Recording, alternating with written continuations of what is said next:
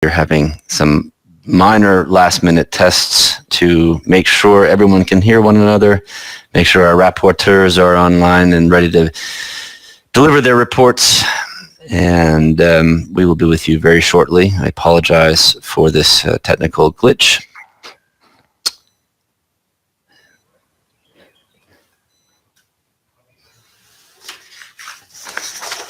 I will read some announcements, however, though, to make sure everyone is on the same page. In case you are this is your first meeting with us on the Kudo platform, you can choose the preferred language from the drop-down menu at your bottom left corner of your screen.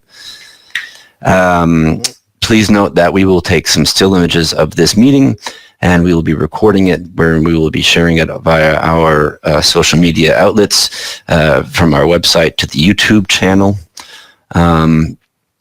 During the question and answer period, should you like to ask a question, there is a request to speak tab at the bottom right corner of your Kudo platform. Please press on this, and then we will bring you up. The people behind the scenes will bring you up to ask your question. If you're not going to speak in English, please just alert the audience to that, and then everyone will have the time to make the appropriate adjustments to their language tab to be able to understand you clearly. We strongly recommend that you have a headset with a microphone, and that will help everyone hear you better. In addition, it will also greatly assist our interpreters, who have a very difficult time understanding, often if you are on a device without a headset and a microphone. And in fact, it can be quite damaging to their hearing if they are forced to go back and forth on the volume settings. In addition to that, should you have any technical difficulties listening to the meeting or participating in the meeting, more often than not, these problems can be solved via refreshing your page. And if that does not solve the problems, please leave the meeting and come back in, and more than likely you will be okay at this point. Should you not have them readily available and like to consult them, the reports for this meeting can be found in the Documents tabs to your right. And the agenda for the meeting will also be there. I would imagine that once we get our rapporteur from the DSCFC up and speaking, we will be able to start the meeting. Laura, how are we looking on that? Coming? I am. She says that she's going to have a tech. I'm not sure if she's talking to the tech on the phone or if the one will physically arrive. I've given her a few tips in the messaging tab. Okay. Interesting. And Laura, you were not able to find the USB input from the settings, huh? When you went to the microphone, is it? I'm surprised, because that would mean that maybe it's not plugged into your USB port. Did you put your plug into the USB port? Your USB? Yeah, it is. Okay. Do these headsets have an inline mute button, like right on the cord? Do you know? Okay, can you make sure that it's clicked?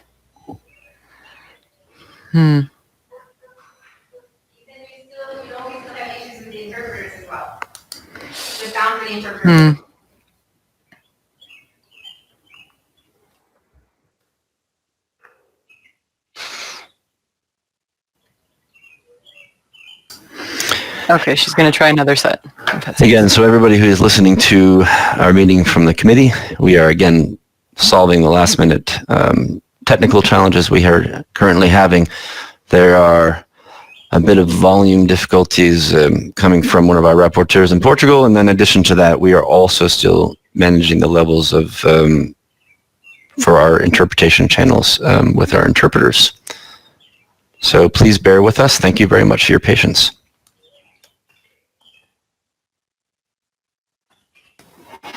Laura, should we quickly try the interpreters again, do you think?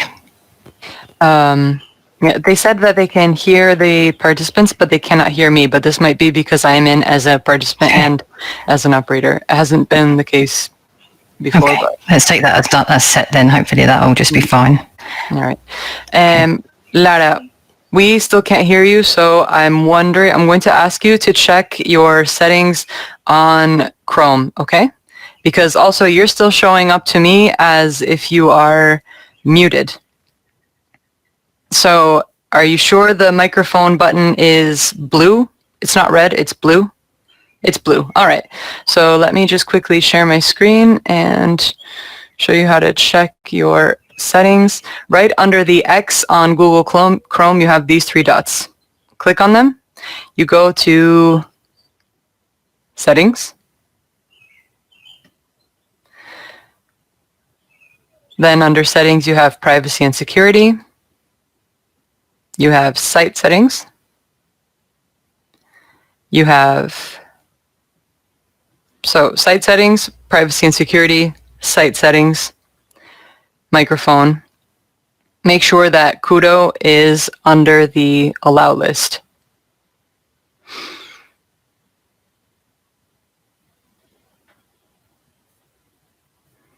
And of course, here you can double check that it's the correct microphone that has been habilitated.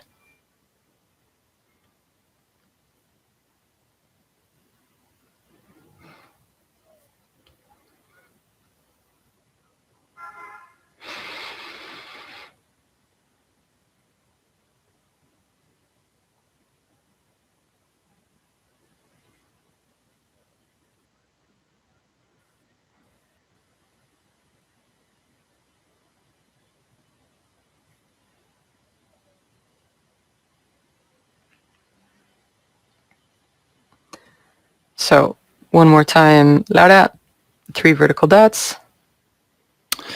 Laura, may I interrupt for a second, please? Of course, yes. Thanks, sorry. What I think we should do is we should bring back up Mr. Loberdos, have him open the meeting. And then Mr. Loberdos, if you can hear me, we should have you just introduce Attila Mesterhazy. If Attila is also ready, we can bring him up and he can present his report on NATO Armed Forces' response during the COVID pandemic, and perhaps we can solve the problem ulteriorly with Laura while this is going on. Would that work for you? Of course. Thank you. All right.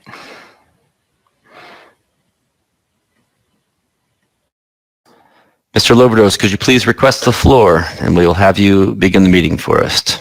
Thank you very much.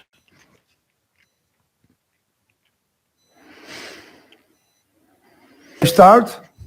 Yes, sir. Yeah, good. So, dear colleagues, welcome to the first ever meeting of the Defense and Security Committee by video conference.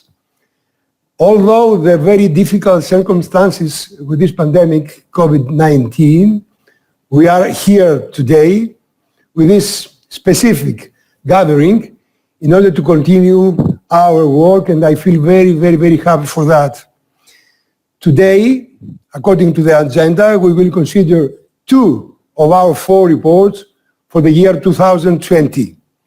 While the past several months have been unprecedented in many ways, I am nonetheless delighted we can meet to discuss these 2 reports today. With this being said, I would like to call the committee to order and declare the meeting of the Defense and Security Committee of the NATO Parliamentary Assembly open. I would like to extend a warm welcome to all committee members, to all our colleagues. I would also like to welcome those members of associate delegations participating in our meeting. And finally, I would like to express my gratitude to the NATO PA International Secretariat for leading us through the necessary adaptations during these very difficult circumstances which have made this meeting possible today. Please note, we will also be meeting in September to consider the 2 other committee reports, the draft general report by Cédric Perrin-France on the challenges of Russia's military modernization, as well as the DSCTC subcommittee draft report by Jean-Charles Larsonnière, France, on security in the Western Balkans. Our aim remains to consider the final version of all our reports at the annual session in Athens, Greece, in November. And here, dear colleagues, I have to say that we succeeded to face the COVID-19 pandemic because we have heard to the voices of the scientists, of the experts. So we will do the same in the months to come, and let's hope that we could gather all of us in the annual session of our Parliamentary Assembly in Athens, Greece, in November. I will also quickly remind you that we are recording this meeting, as Mr. Corbyn said before, and it will be promoted on the NATO PA website and YouTube channel. Turning now to our committee meeting today, there are two principal items on our agenda. The DSCFC subcommittee draft report by Lara Martinho, Portugal, on NATO's defense and related security capacity building initiative, and the special report, the role of the NATO's armed forces in the COVID-19 pandemic, by our Assembly's President and Chairperson of the DSCTC, Attila Mesterhazy, Hungary.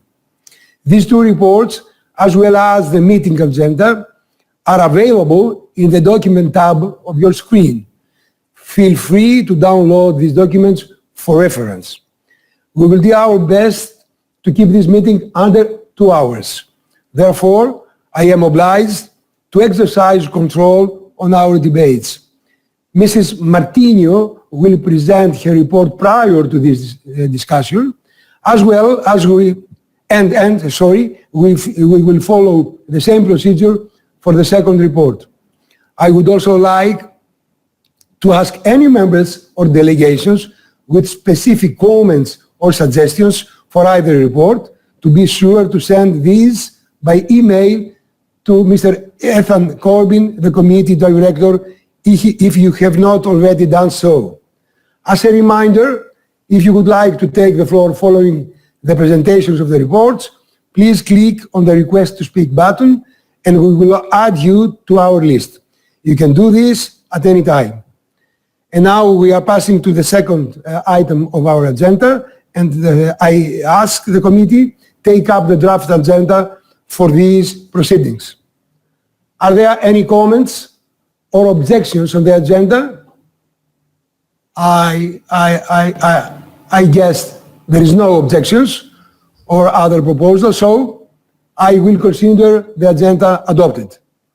And now it is the time for the first presentation. As I said before, the President of our Assembly, Attila Mesterhazy from Hungary, is going to present his report for NATO PA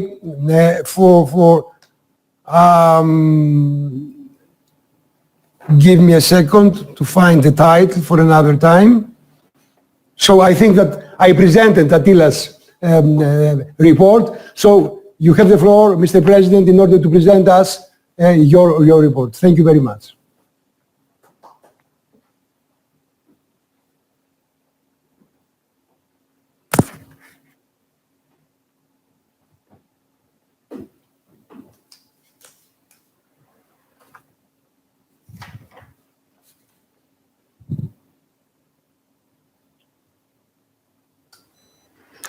Seems our president dropped out and he's coming back up right now.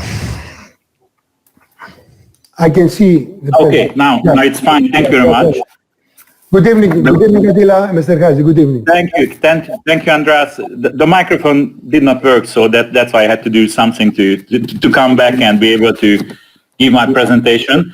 Thank you very much for this possibility, and thank you very much for Ethan to help me in this work. So thank you very much. You did a great job. So I'm a special rapporteur now, and the title of this piece of paper is the role of NATO's armed forces in the COVID-19 pandemic. So, dear colleagues, it's a pleasure to be back with you today. I have been very happy to see such high levels of participation in our committee meetings over the past weeks. It is a testament to the character of the Assembly that we have been able to adopt so quickly to continue with our mission to engage with international parliamentary diplomacy on such questions to transatlantic security. As you know, all 5 committees of the NATO PA have engaged with special reports on the impact of the coronavirus as viewed from their respective mandates. The Defense and Security Committee's report looks into the extraordinary measures taken by the Allied Armed Forces to mitigate the impact of the COVID-19 pandemic. As this report highlights, it is due in large part to the swift and decisive actions of our nation's armed forces to assist our health institutions, and that spread the impact of the virus was greatly reduced, resulting in many lives saved. To date, NATO has facilitated hundreds of missions to transport medical personnel and supplies, set up field hospitals, and help develop innovative responses to challenges facing our nations as they struggle to contain and eventually overcome the virus. Though the broader response was organized by NATO SACEUR, General Todd Walters, out of shape, the stocks of equipment and medical professionals came from each and every ally who were able to donate to one another in their times of greatest need. This has been true testimony to inter-allied solidarity. It is not surprising that all of our nations turn to our armed forces to respond to the COVID-19 crisis. Military forces have an instinct for executing large-scale logistical operations on command. Militaries train to operate in less than ideal conditions, which makes their forces flexible and innovative. Allied armed forces have been engaged around the clock since the beginning of the crisis. Their range of tasks is wide, including the emergency transportation of supplies and personnel, civilian repatriation efforts, public space disinfection, lockdown enforcement, border control, and even, in some cases, ensuring food and water distribution. NATO's COVID-19 relief missions have been greatly aided by the decades' worth of crisis response efforts and training via the Euro-Atlantic Disaster Response Coordination Center and the NATO Support and Procurement Agency. The Alliance strategic airlift programs in place have allowed for effective sharing of heavy-lift cargo transportation aircraft. One of these programs, the Strategic Airlift Capability Program, allows 10 NATO allies and 2 partner nations to jointly own and operate the C-17 Globemasters, which are operated out of Papa Air Base in my home nation in Hungary. The Alliance has also activated its Rapid Air Mobility Initiative, which allows SHAPE to use a special call sign to expedite flight planning and handling across the Alliance airspace. This whole of Alliance effort has been very beneficial for allies and partners. The Alliance has also been taking the steps necessary to plan for a potential second wave as well as any future pandemic. Allies have agreed to increase pre-positioned equipment stocks across the Alliance. They have established an emergency fund to help allies with emergency supply purchases. They have also activated the Alliance Scientific Network to help find innovative solutions to the virus detection, improve situation awareness, decontamination, resilience, and the post-COVID-19 future. The report also demonstrates the high level of Alliance force readiness in spite of initial fears of the impact the virus could have on our militaries. Together, allies have worked to take effective measures to ensure their forces are protected from the virus, from increased testing capacity to new protocols on bases and vessels, to modification of exercising planning to minimize the need for large-scale interforce interactions. This has worked well. With these measures added to the steps taken since 2014, including the Readiness Initiative, a significantly larger NATO response force, and increased presence in the alliance eastern territories from the Baltic down to the Black Sea and Mediterranean seas, the alliance stands more ready today to face down the security threats facing it than a decade ago. This is important to highlight a global strategic competition with Russia and China becomes more acute and widespread. As this report documents, both of these nations have used the pandemic in two ways to test NATO allies. The first one, they have increased their level of brinkmanship with allied land, air and sea forces in an effort to probe weak spots in a cynical attempt to expand their interest during a time of a global crisis. Second, they have ruthlessly exploited today's diverse and superabundant communication platforms to spread willful disinformation about the COVID-19. Both NATO and the European Union are key targets of disinformation to strengthen Moscow and Beijing's anti-Western agendas. Both are focused on changing the narratives about the COVID-19 pandemic, Russia to undermine perceptions of alliance effectiveness at the crisis response, and China to shift the narrative away from being the country being considered the origin of the global pandemic to the nation capable of managing global crisis. Each has worked hard to paint democracies as a deficient to meeting civilian needs in a time of crisis. The report concludes by asking allied nations, and in particular parliaments, to consider several key recommendations. The first, to ensure allies continue to work together to project the strengths of our democratic systems as the most effective means to meet populations' interests. Second, to focus on finding the ways and means to increase self-sufficiency, not just as individual allies, but as an alliance as a whole.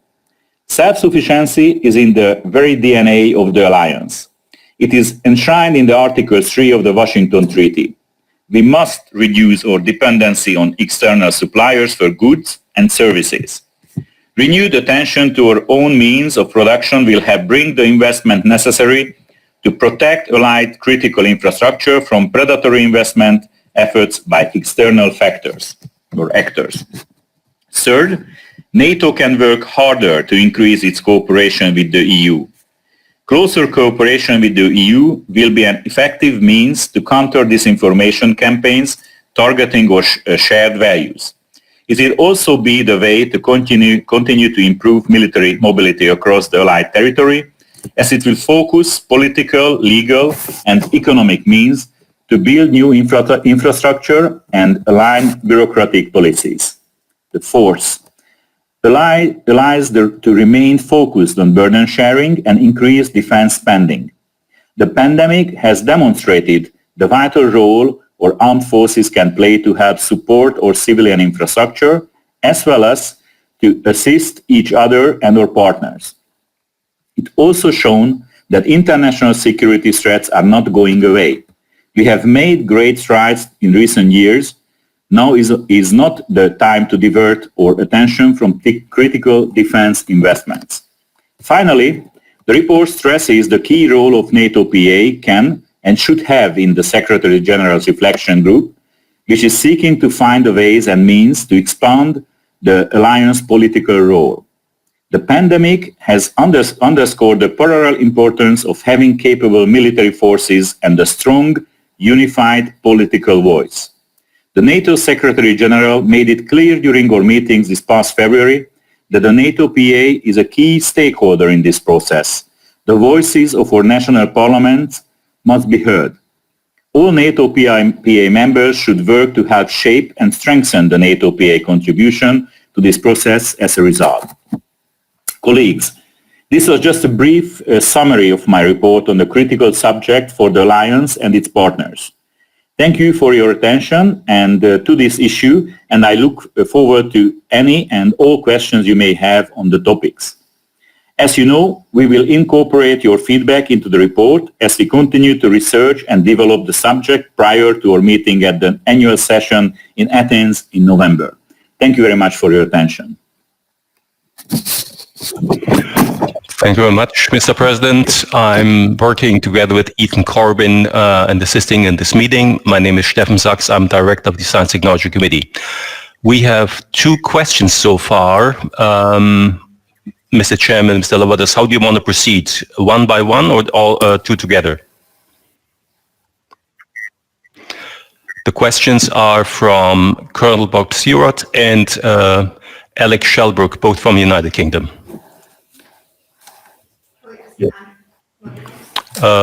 Yes.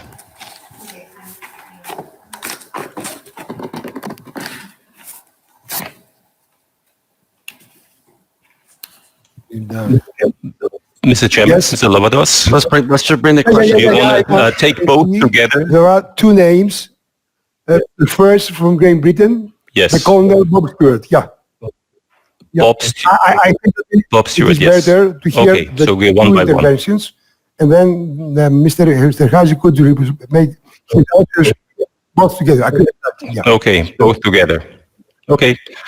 Yeah. So we'll have more now. We Bob have Stewart first 4, coming up. and I think we have 4, and I think No, it's better yes. to hear all these interventions, and then we will give the floor to Mr. President of the Assembly in order to give his response. All right? So I give the floor to Mr. Bob Stewart. Bob, good evening. You have the floor. Hello, everyone. Really nice to see you. You don't look much different. You don't even look fatter or thinner. None of you. You all seem to have survived, which is great.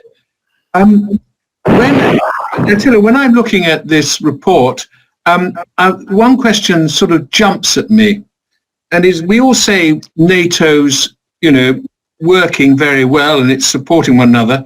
But my question is this: was there a coordinated operation run from Mons by SACEUR, and did nations actually go across national boundaries to help one another, which is actually the principle of NATO? So it's all very well saying it all worked well, but is it all working well just within boundaries, national boundaries, or did actually some of our NATO partners go outside their territory to help other NATO partners, which I hope would be the case, but I don't know. That is my question. Thank you.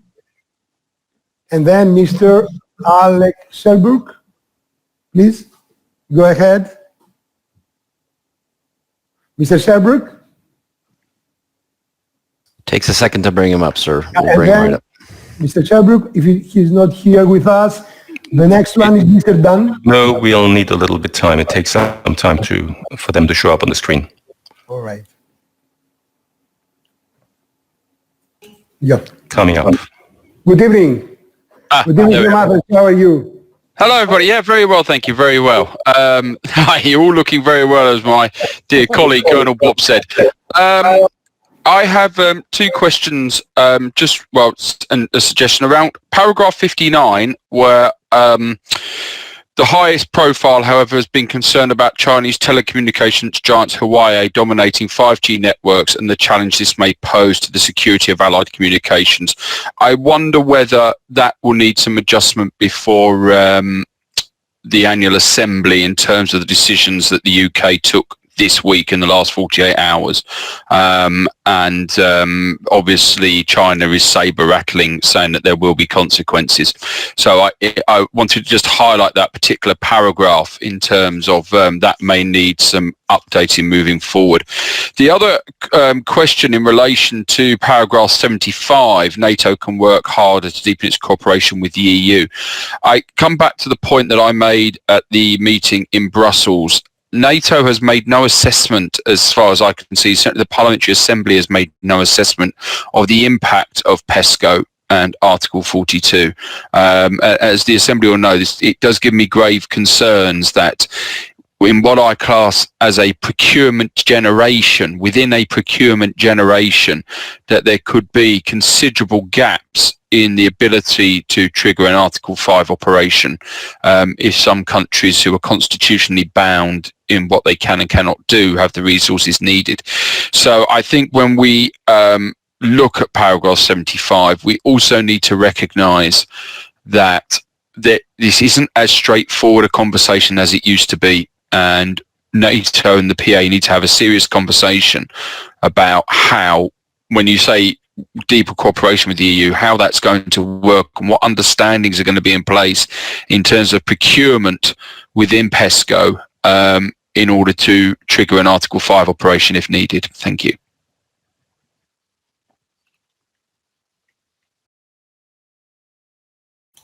The next person is now Mr. Neil Dunn, coming up.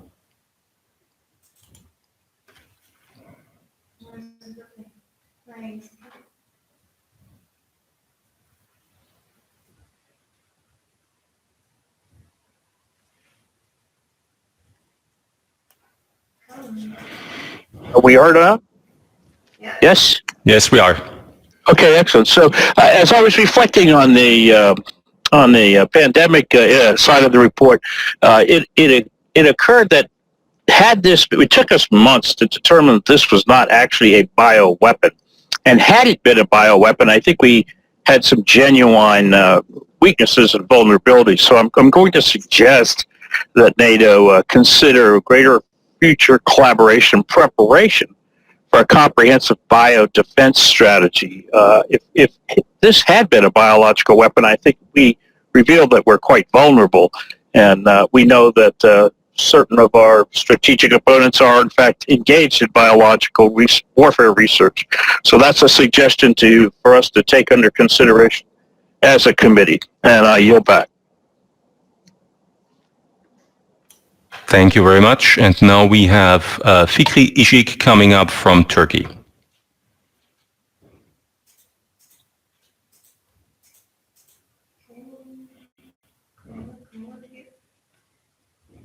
We'll take a split second. Good afternoon. Do you hear me? Okay. First of all, thank you very much for very balanced and very well prepared report for the President. Thank you. Really, I don't want to ask a question, but very little recommend about the report and the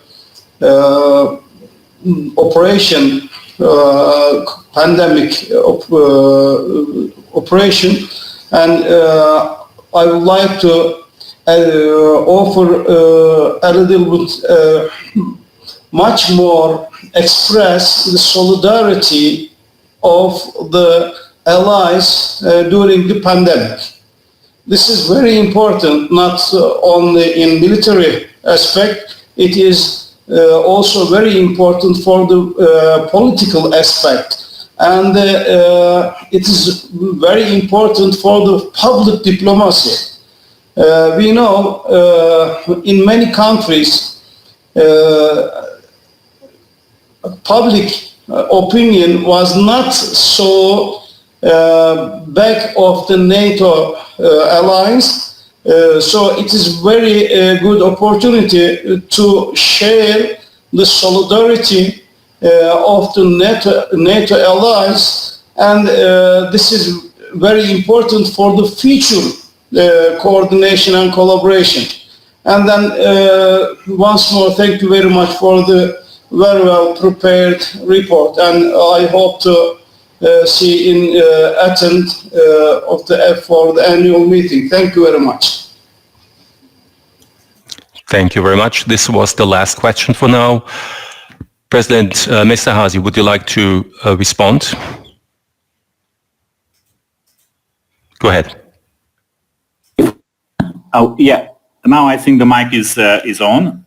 Could you hear me? Ethan, could you hear me? That's fine. Okay.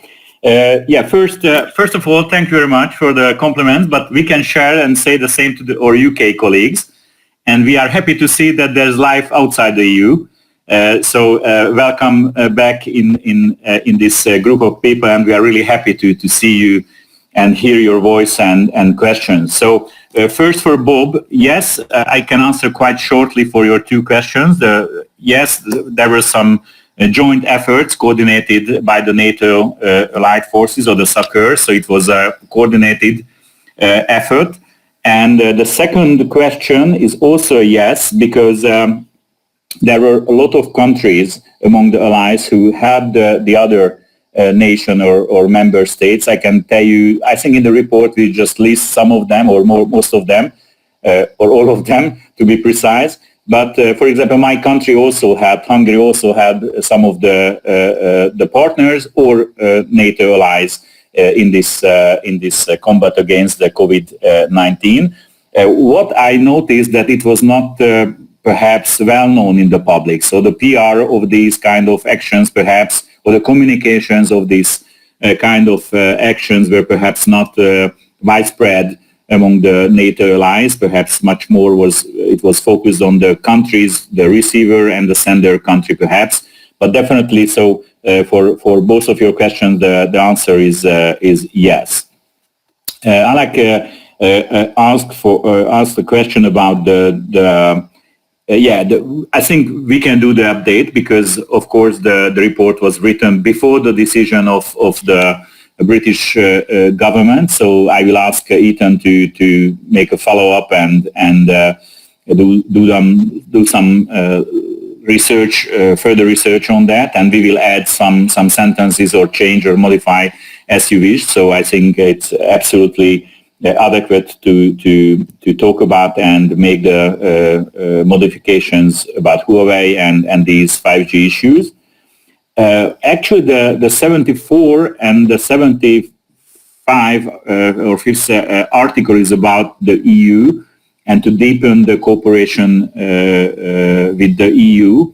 The 75 paragraph in this report is about the disinformation. So it's mainly focusing on that specific issue because it was a request from my side also that we should put an emphasis on what happened in the communication and disinformation during the pandemic regarding Russia side and the Chinese side. So I think it's a very important aspect of this pandemic that the hybrid warfare is still on, and that's why I wanted to highlight these points in this report.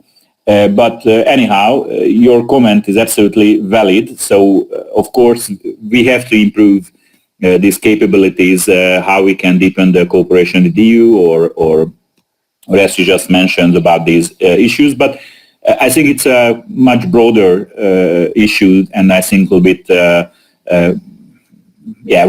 wider than the scope of this report. But anyhow, if you have any suggestions how we can a little bit make it more precise or better sentences, that I'm very happy and welcome your thoughts and ideas. Neil talked about the biological weapons. Yeah, it's a very interesting idea. I think, but then Ethan or Stefan can correct me, but I think we have some reports about, or at least one report about the biological weapons and this kind of modernization of these military equipment. So I think we should add somehow and keep an eye on what just Neil said about this. So I strongly recommend the director to add this point of view to these reports or wherever we are talking about that. I think that's a very valid comment on these issues. And Fikri, thank you very much. Your kind words. We tried to be very balanced and we tried to be quite detailed because we felt that even among the allied forces or member states, perhaps we ourselves are perhaps not aware totally what happened during the pandemic with the coordination of the NATO. So that's why we wanted to make some kind of list of the actions the NATO has done during the pandemic and what are the new improvements and how the NATO is getting more resilient in this regard. And of course, we try to underscore the solidarity issue. You are absolutely right. It's not just military side or logistical side of the solidarity.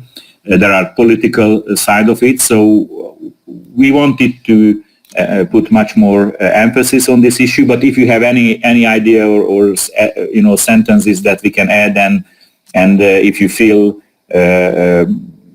more adequate or better, if you add that sentence, then I'm very much happy to accept these suggestions.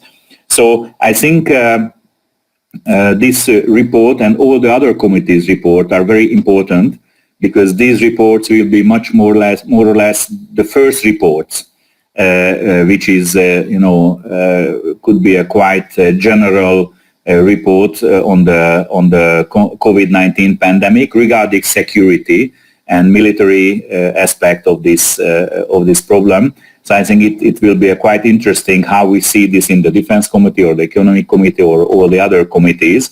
And I've seen that we have a lot of very nice and useful special reports on this issue. So if you have any ideas, then please just let us know, because we want to have this report as a much more complete one.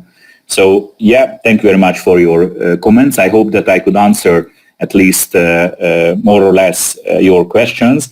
And I would like to ask Ethan to please, if we have some comments and ideas, then we try to add these to our report to make it more complete. Thank you very much. Thank you. Thank you very much for that.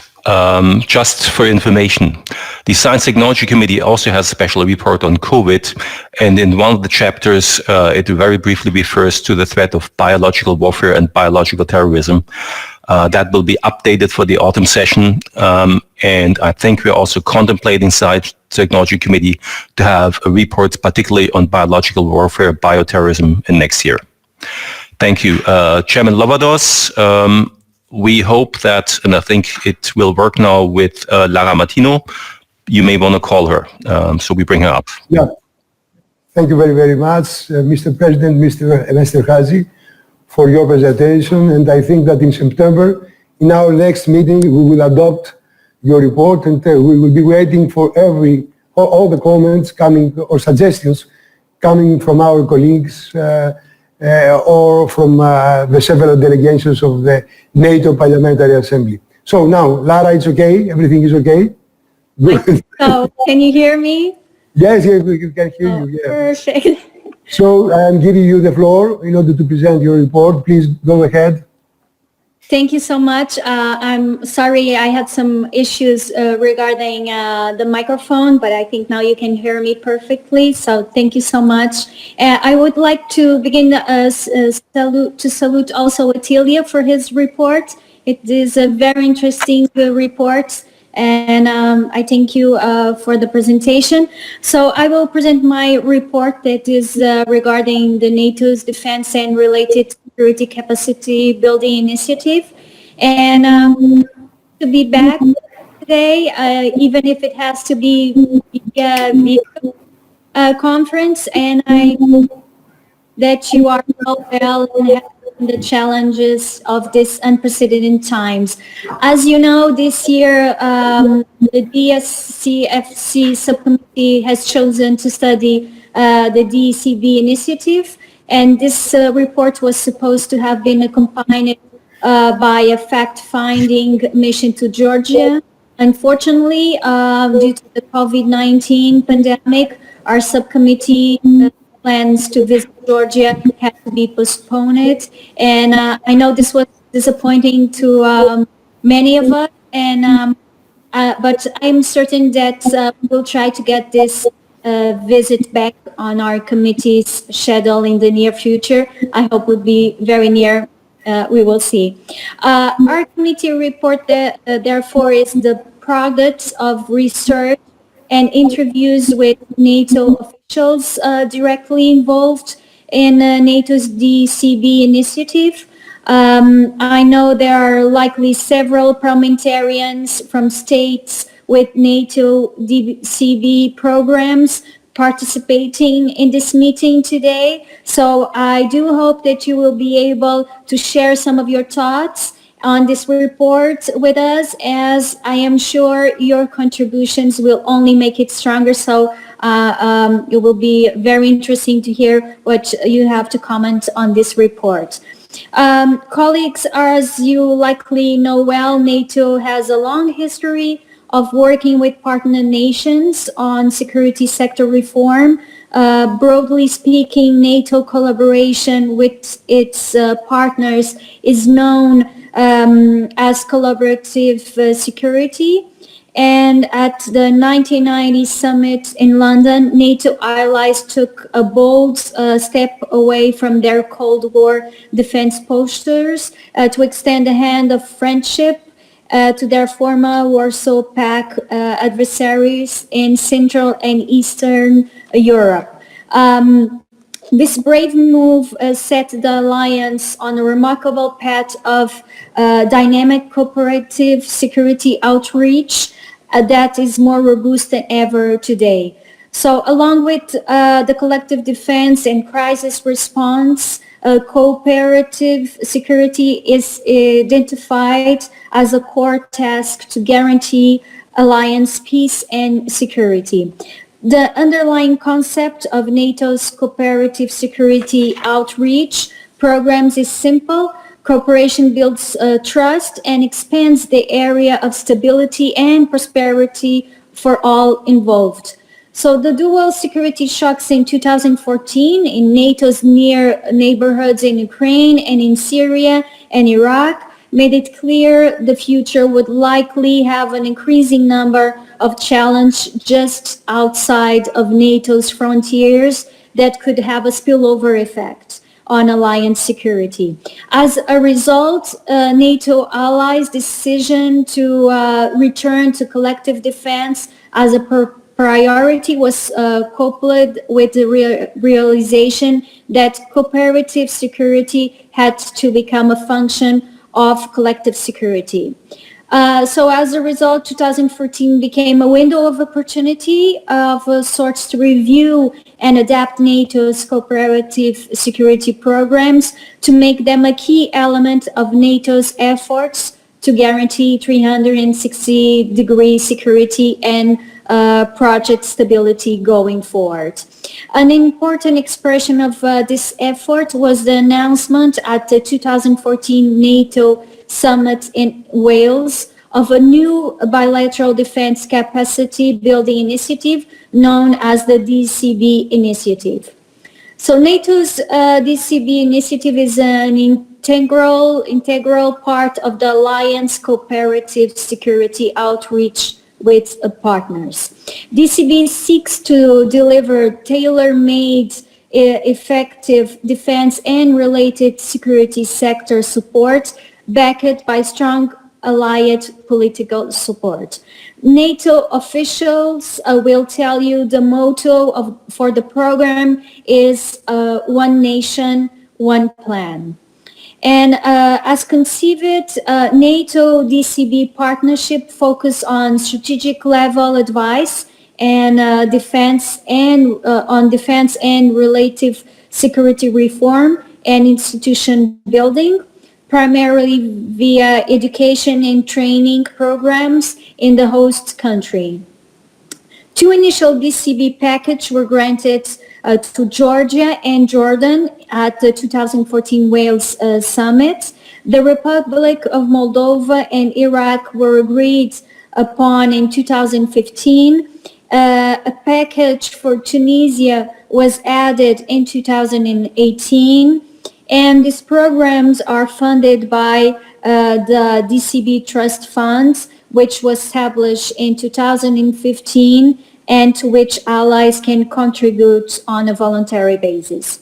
We were fortunate that while we're searching this report, we were giving excellent levels of cooperation with several NATO officials working directly with DCB package in the operation divisions at NATO headquarters, and this was very important. So the information they were able to share with us was great means of offsetting our inability to travel to get a first-hand understanding of this package due to the coronavirus pandemic, but we will try to do it in the future.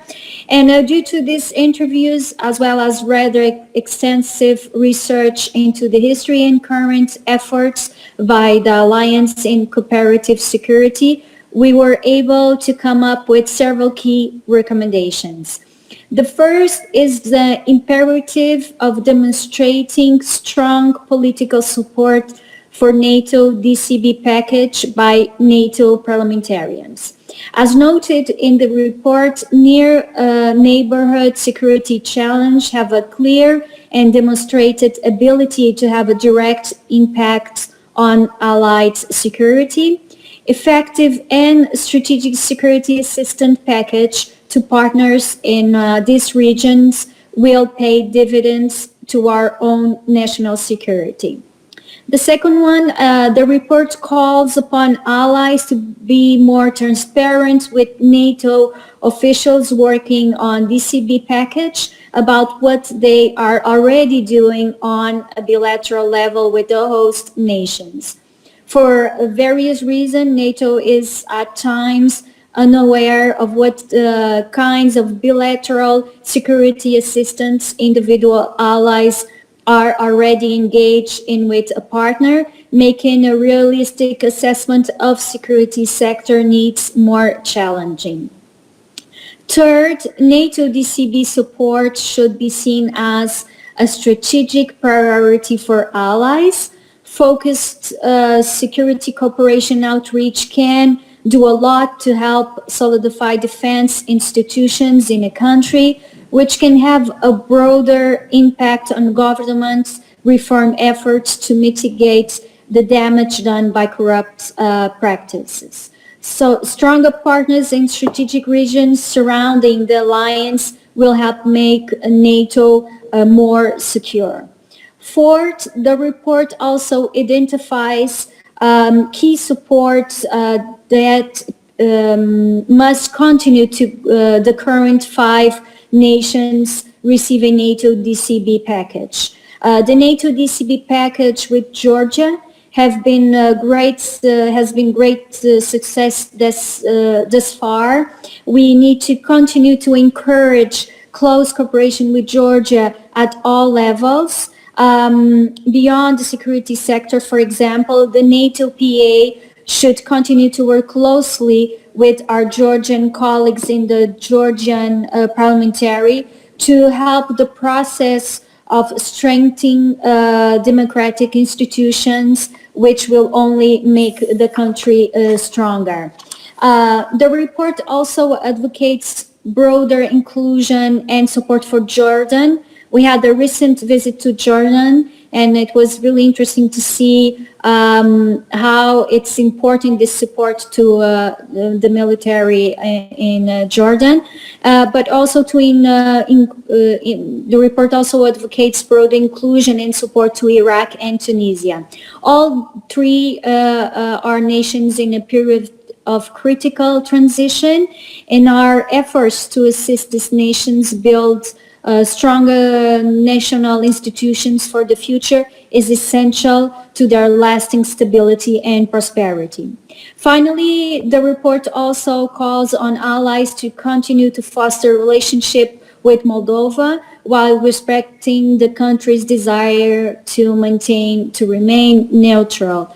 Moldova continues to work through challenging domestic security, economic, and political issues, and allies can and should remain faithful partners to help them along the way. So colleagues, this was just a brief summary of my report on a critical subject for the Alliance and its partners. Thank you so much for your attention to this issue. I look forward to any and all questions you may have on the topic. As you know, we will incorporate your feedback into the report as we continue to research and develop the subjects prior to our meeting at the annual session in Athens in November, we hope. Thank you so much.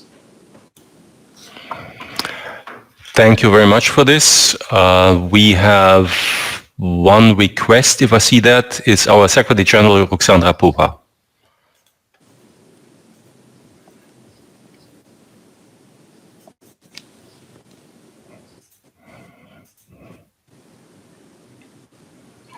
Yes, good afternoon to all the members of the Defense Committee. Good afternoon, Mr. Chairman. Good afternoon, Laura. Thank you very much for this excellent report. I did want to take the floor on this particular report because I think it does provide a very, very helpful contribution. I think even for NATO insiders, it's sometimes quite difficult to make sense of the different initiatives that NATO has for partners, and so I think it was very useful to focus on this particular initiative, on the defense capacity building initiative, because it really touches to the core of NATO's assistance to partners, and really the success story of NATO's partnerships, as you very well highlight in the report.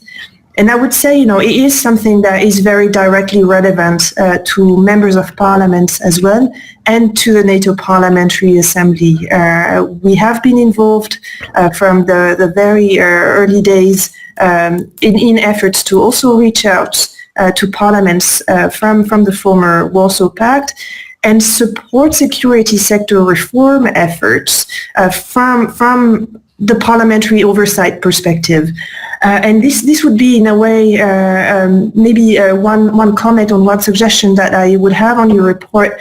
I know you are in discussions with colleagues at NATO headquarters about how the Assembly could support the DCB initiative more, but I would strongly encourage those discussions, because we have sometimes found that the Assembly is mentioned in some of NATO's documents, and we find out by accident it's not that we have a structured discussion with NATO that the Georgia NATO Interparliamentary Council should support the DCB package for Georgia. Sometimes we hear about it from discussions with colleagues at NATO headquarters. So I think it would be very useful as part of the revision of your reports to have this conversation with NATO headquarters and maybe try to come to a more structured understanding of how the Assembly can support these efforts. And while I have the floor, and since this is the last of our online committees, Mr. Chairman, if you bear with me, I just wanted to congratulate all the chairpersons and all the rapporteurs for their excellent for the excellent meetings we have had over the past 3 weeks. It's been great to see the Assembly back in action despite the circumstances. So thank you to all the members who have taken the time to participate, and thank you in particular to the chairpersons of our committees and the rapporteurs for their work. And a final word, if I may, I did want to recognize my predecessor, the former Secretary General of the Assembly, David Hobbs, who is with us today, I know, and has attended several of our committee meetings this week as an observer. And I did want to recognize him here and say hello. And with this, I stop here. Thank you for your patience.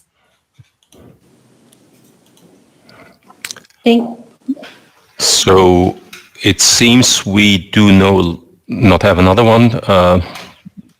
Mr. Chairman, maybe you want to give the floor to Lara Martina to reply. I would like to pass you a piece of information coming from my country, and I think that this is very generalized. We are trying to face the COVID-19 pandemic. At the same time, we have to face the economic recession. And simultaneously, we have to afford all our obligations vis-à-vis our defense and security projects to overcome all the impediments we have, the economic impediments, in order to follow our military equipment, the project related to our military equipment. And on the other hand, we have very high demands coming from our people. Our people, our citizens, have a very high demands on us. So we have to combine all these things together, and finally, at the end of the year, we must be able to say that we have succeeded. There is no other possibilities for new lockdowns, no way.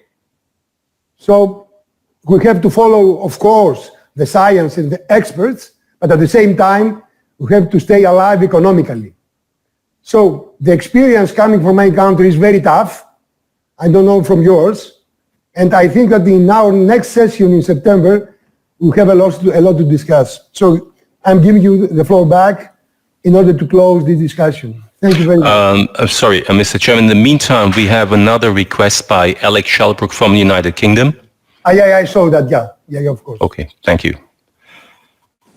Mr. Shelbrook, coming up.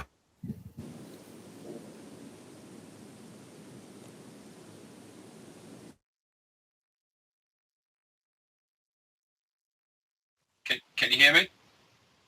Yep, excellent. Hi, Laura. Thank you for the report. Well, The acoustics isn't really very good. Could you move your mic? Sorry, yeah, it's much better. Is that okay? Yes. Right, we're there. Thanks for the report, Laura. It's really good. And really just a comment on paragraph 79, we're talking about the broader inclusion of Jordan, which I think is really important and what we do.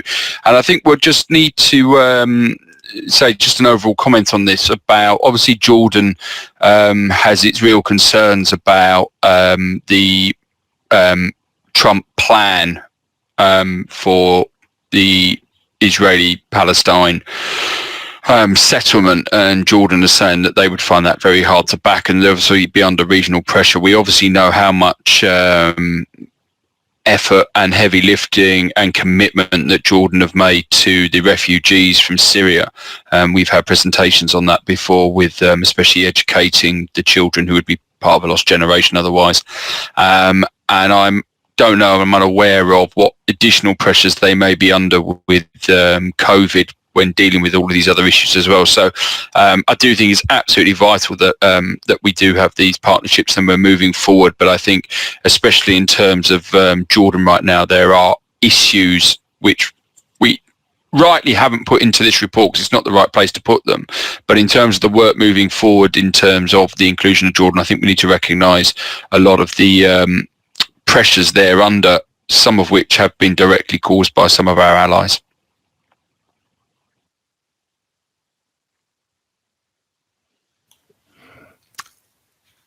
Lara Martino, do you want to reply?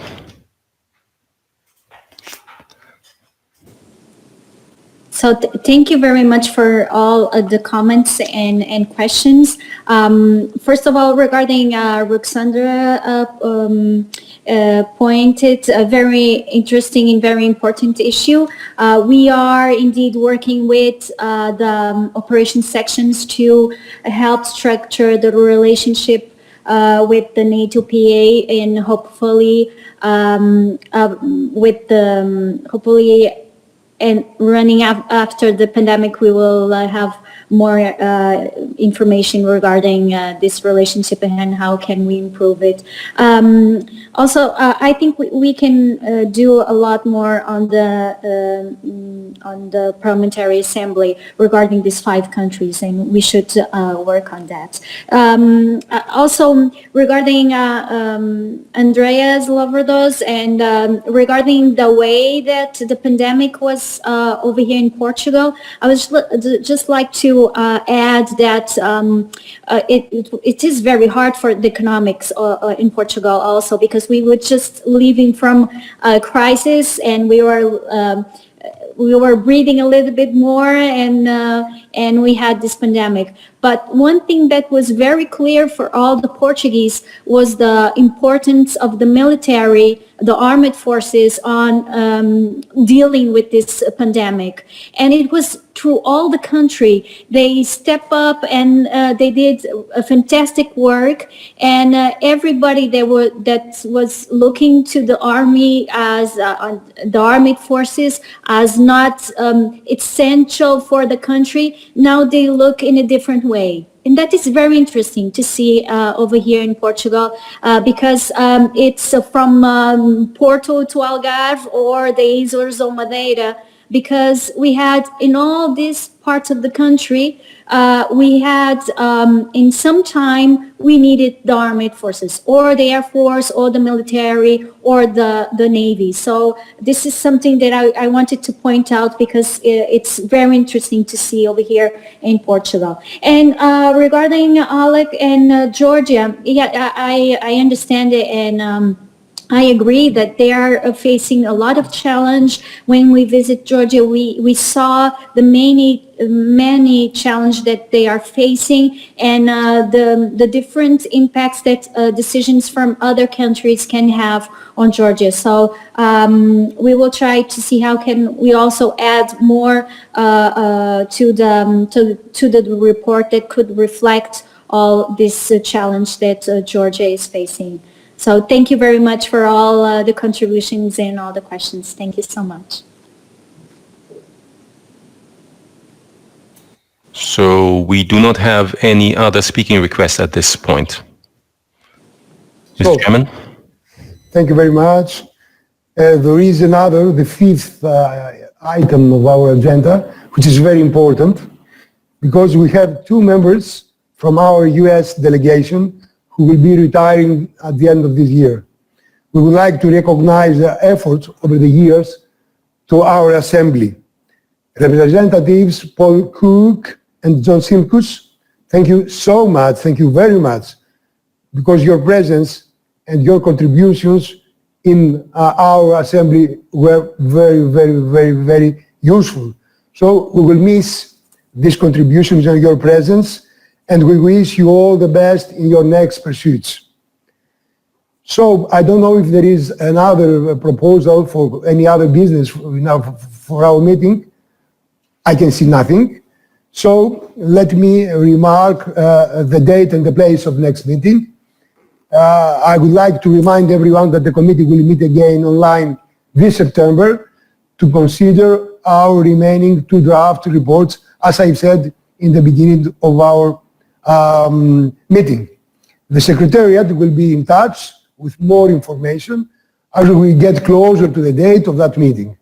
And I look forward to see all of you there again. And as my closing remarks, this moment concludes the meeting of the Defense and Security Committee. And I would like to thank all the members for their constructive and thoughtful participation during our proceedings today. On behalf of the entire committee, I would like to express our great thanks to our interpreters who have done a magnificent job. Many thanks as well to the committee director, as always, Mr. Ethan Gorbin, and committee coordinator, Daly Richen, who have worked very hard to make this meeting possible. Finally, thanks to all our members for taking time out of their busy schedules to participate in this important discussion. So, Attila and Lara, thank you for your reports. And as last reminder, Mr. Corbyn waits for our contributions, for our suggestions, for our comments, in order to be able to cooperate with Attila and Lara to finalize the final draft of these reports. Thanks for all, Mr. Corbyn, and all of you. Thank you very much. Have a nice time. Have nice holidays. Thank you, sir. Have a nice holiday as well. Thank you. You too. Bye-bye.